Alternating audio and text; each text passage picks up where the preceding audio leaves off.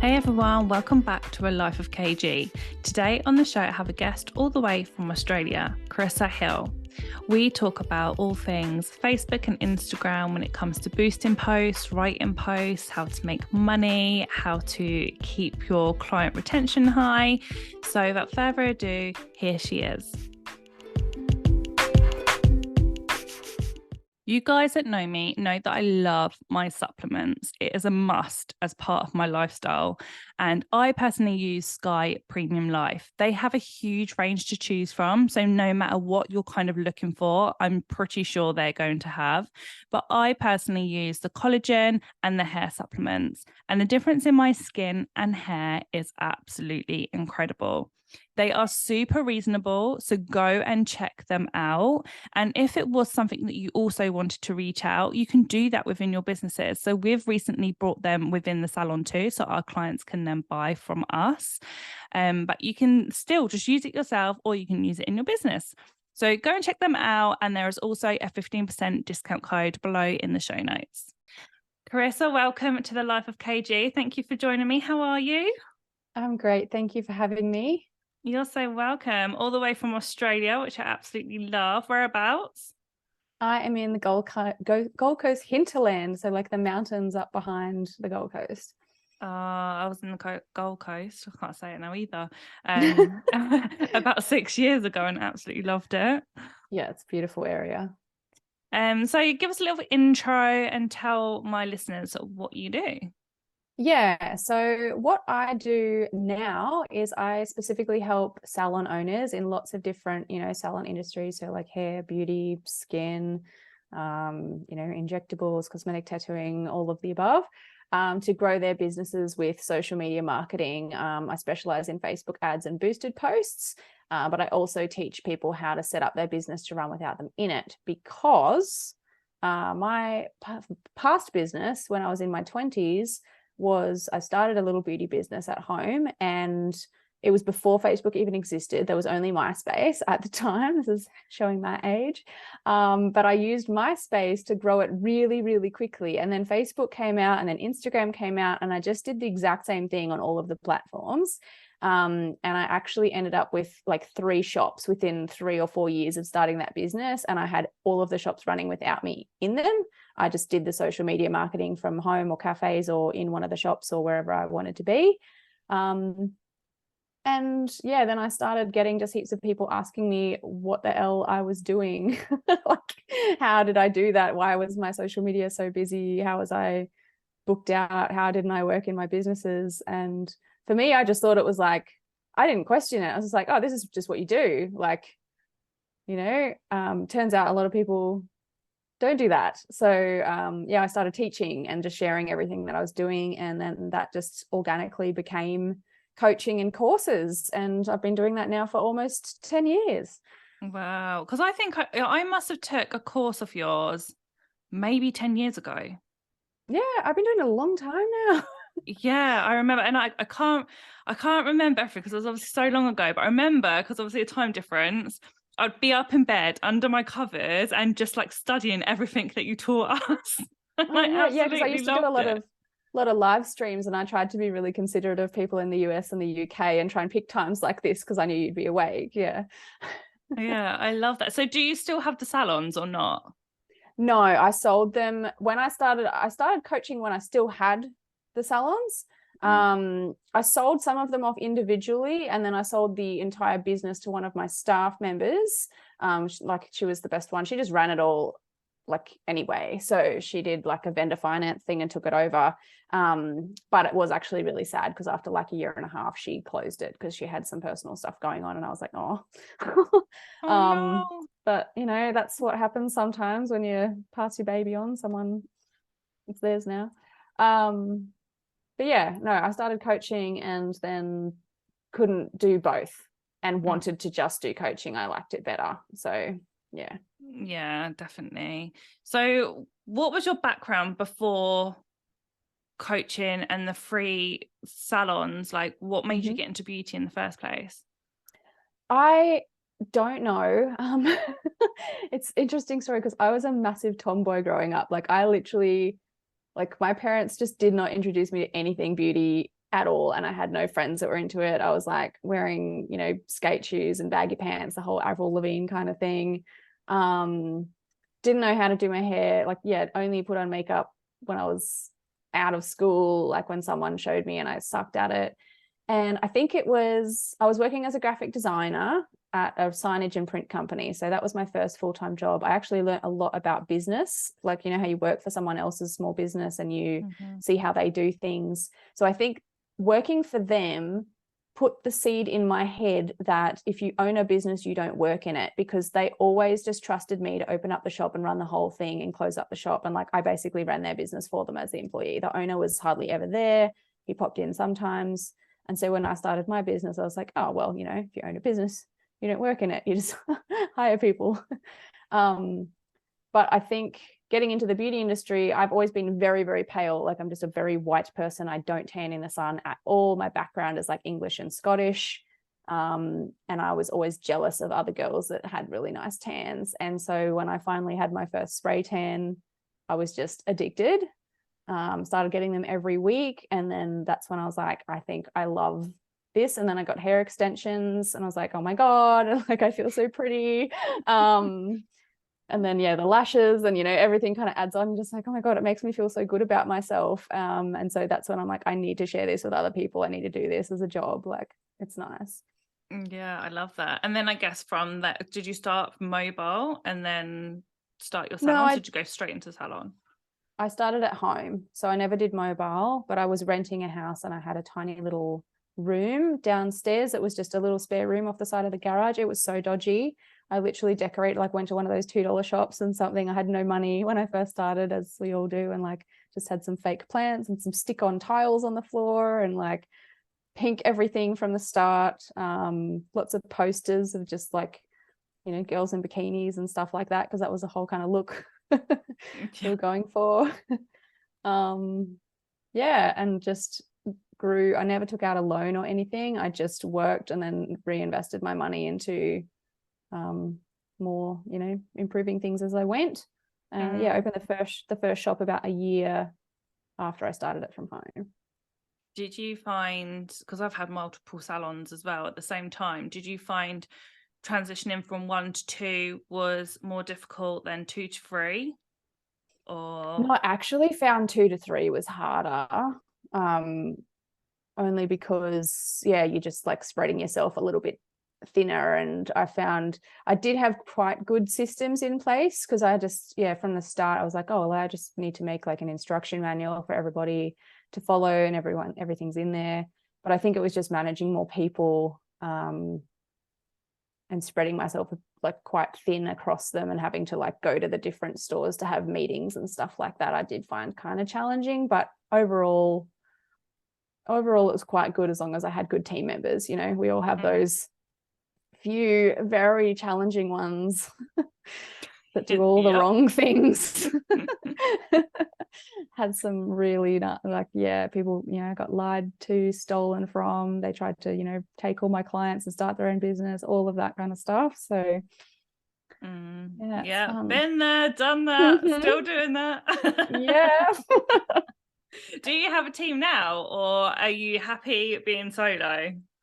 Okay, I did. Like, so pre-COVID, I had 11 staff members of my online business. I had 300 clients across my courses and programs.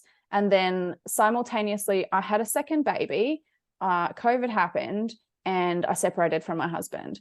So it was like a lot going on in that year. And I kind of scaled back purposefully, and also just organically, because so many of my clients had to close their salons. So they had to stop coaching, they had to leave the courses. I actually started an advertising agency in that period, because I'm like, well, what do people want and need right now if they don't want a course? Turns out people wanted someone to just do their advertising or work on their marketing behind the scenes to get ready for when they got to reopen. So I took that opportunity and started the marketing agency. I built that up and sold it just last year, actually.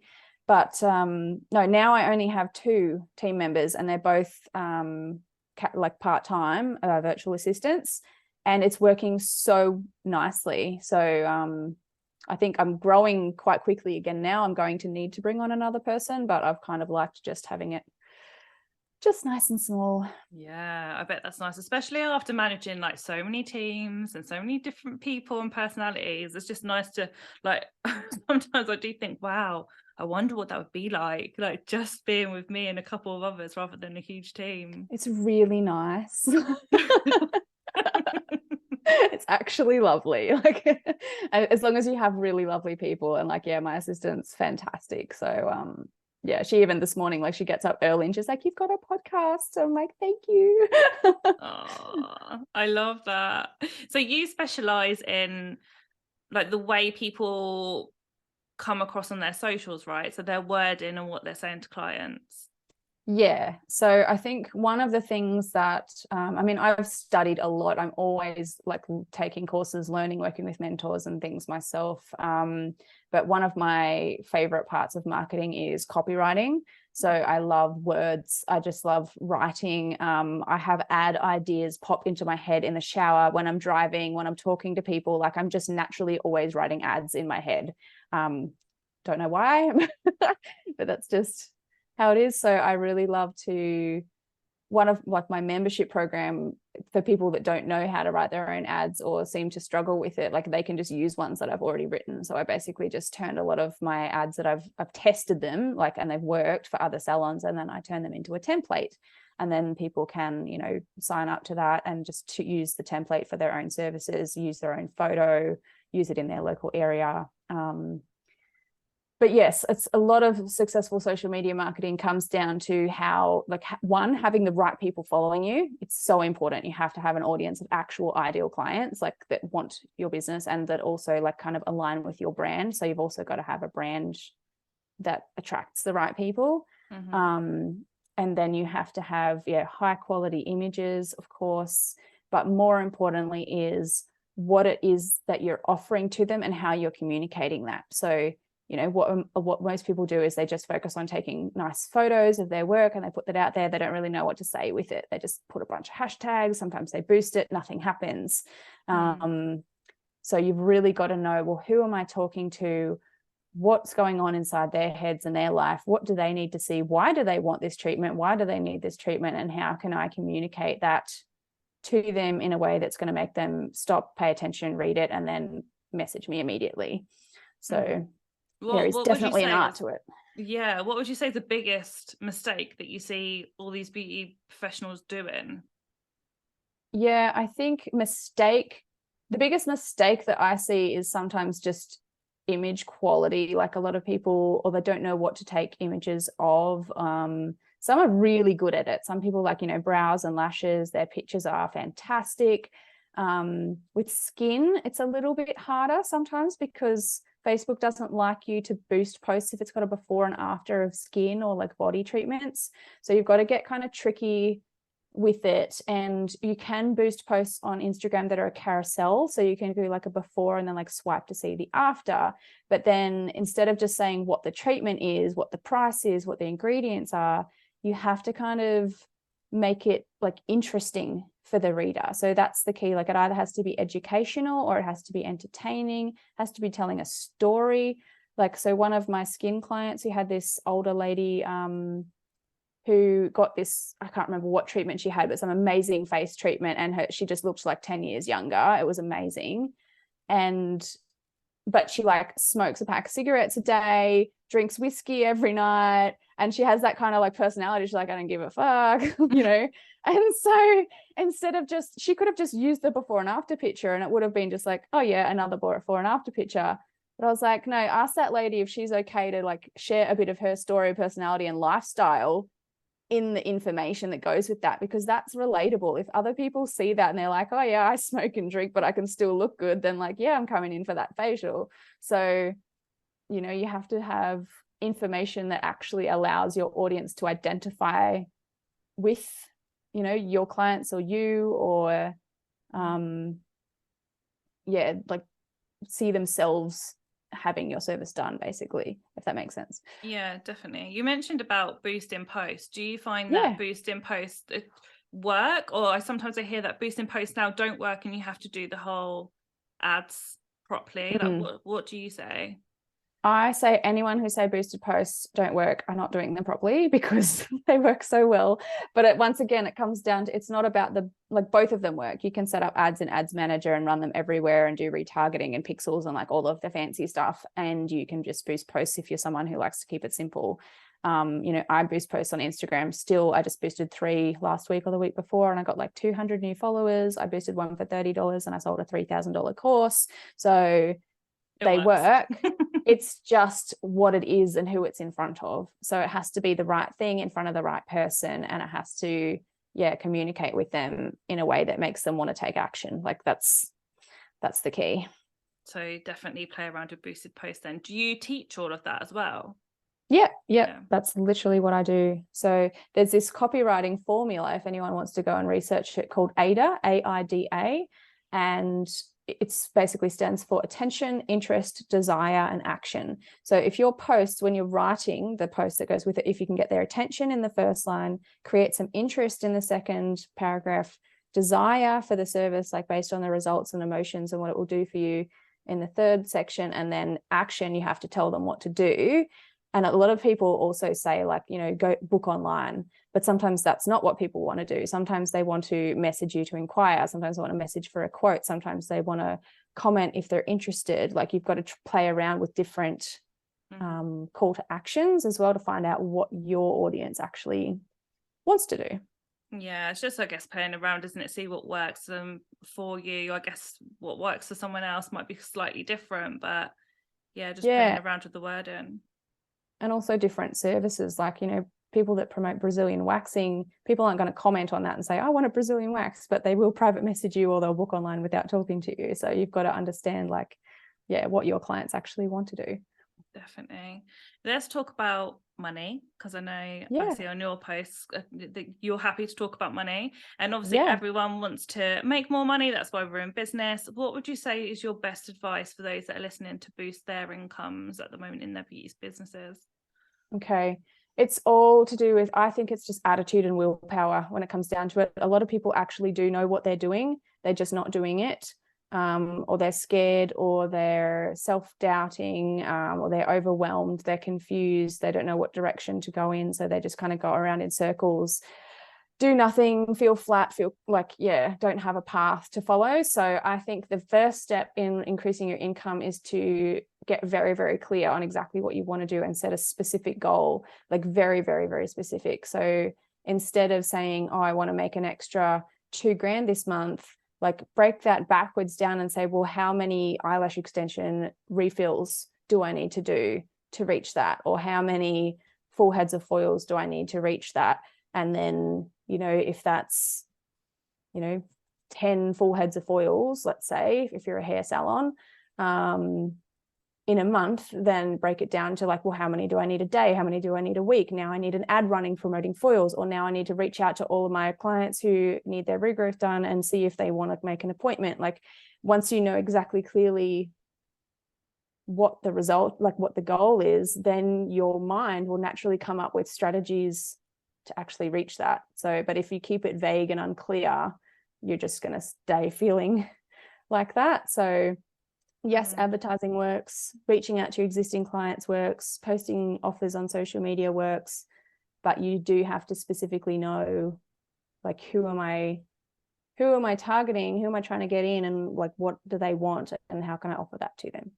I think lots of people in our industry worry, like, oh, I need more clients, I need new clients, but actually forget about the existing ones they might have had over the years. How would you have any tips of how to reconnect with them clients that they've already had through their doors before? Because it's so much more expensive to gain a new client, right? Yeah, that's such a massive I wouldn't say problem, but just like a situation. And the reason why people always want new clients is literally just because, like, it's a dopamine hit. So everyone's like, new is better, but maintaining what you've already got doesn't feel as exciting. It's kind of boring. It's not a thrill. So that's why a lot of people want new. But yes, maintaining your existing client relationships and like really focusing on rebookings and getting people back in the door is actually going to grow your business so much faster. And that's why my business grew so quickly from 1 to 3 shops, is because almost every client kept coming back. So it's just like, oh, this salon's full now of repeat business. Like, I can't take on any more new clients. I have to open another one. So I actually created a course on that a few years ago called Put the Damn Plug In, because it was like, you're trying to fill up a bathtub with the plug out if you're just wanting new clients all the time. Like, yeah, and it's all about customer retention. But strategy wise, if you've got a lot of clients that haven't been in for a long time, don't try to send them like a "we miss you, here's a special offer" thing. Do not send them a special offer at all. Like, people can feel your intentions, and I feel like when you do that, you're just saying, I just want you back in for some money. Like, so if you actually think about them as a person, and you think about like what's going on in their lives, like, did they drop off just because they got busy, they forgot, they talked themselves out of getting the service done? Like, you don't know for sure. But if you just reach out personally through like an email or a text, or you can send a bulk email out to everyone and just ask, like, hey, Katie, I was thinking about you the other day. I haven't seen you in a while. Just wanted to check in. How's your skin going at the moment? That's it. If she's interested in coming back in again, she's going to respond and be like, you know what, I've been thinking about making an appointment with you for ages. Like, or, oh, it's not that good. What can we do about it? So you can do that with any kind of service. But it's a really nice, human, caring way to reach back out to someone. Whereas, I don't know about you, but I get texts from some of the salons that I've been to, and I'm just like, oh my God, they're so salesy and cringe. Like, I do not want to respond to that. I do not want to buy from that. Like, if it just said, hey, Carissa, how are your eyebrows going? Like, have they faded at all? I'd be like, yeah, actually, maybe I need a touch up.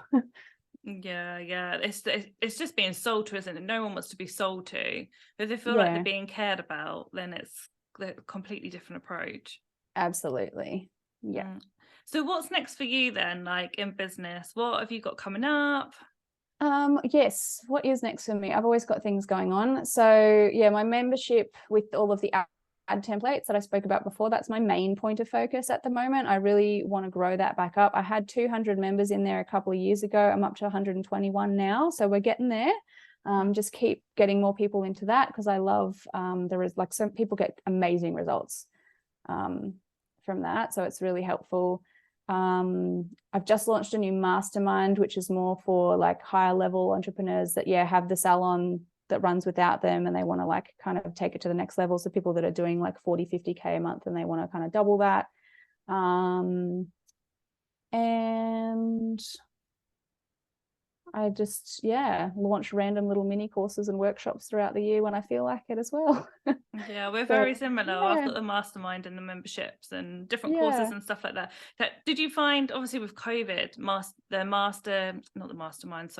the memberships, they dip a little bit, didn't they? And then I've been hearing lots of people with memberships. It's been so hard, I'd say, lately now, where business is getting a little bit busier, and then they'd like the sense of community, I feel like, isn't as important like it was during COVID. But then I feel like it's so important to be in some type of membership around people. Yes, I agree. Like, I need it for myself. Like, otherwise you just get so lonely as an entrepreneur, and you can't talk to people about, what's going on for yourself, unless they get it and they're on the same level. So I agree. I try and really build a strong sense of community with my programs. Even with my my mastermind, I'm holding like dinners and lunches and stuff that people can come to get around each other in person, if they're local or if they want to travel, of course. But yeah, I think that's really important. But yeah, a lot of people are finding that they like, just focused more on like, I just want to grow now. I just want to grow, just want to make money. Yeah, and everyone's loving them in-person events right now, aren't they? That connection again, like just being around people and bouncing ideas off, it's powerful. Yeah, definitely. So where can people connect with you if they want to drop you a message, find out more about your services? Probably Instagram. It's Carissa Hill Coach is my Instagram, and I have a Facebook group called Coffee with Carissa, and I do have a completely free ebook that's on my Instagram bio as well, called Grow Your Business with Social Media, that gives like a lot of the kind of tips that I've been talking about today in a bit more detail. So yeah, that's there for anyone too. Perfect. So if you go over and follow Carissa and download her ebook, And she has loads and loads of tips on her socials as well, which I absolutely love. But it's been an absolute pleasure having you on the show today. Thank you so much. Thank you so much.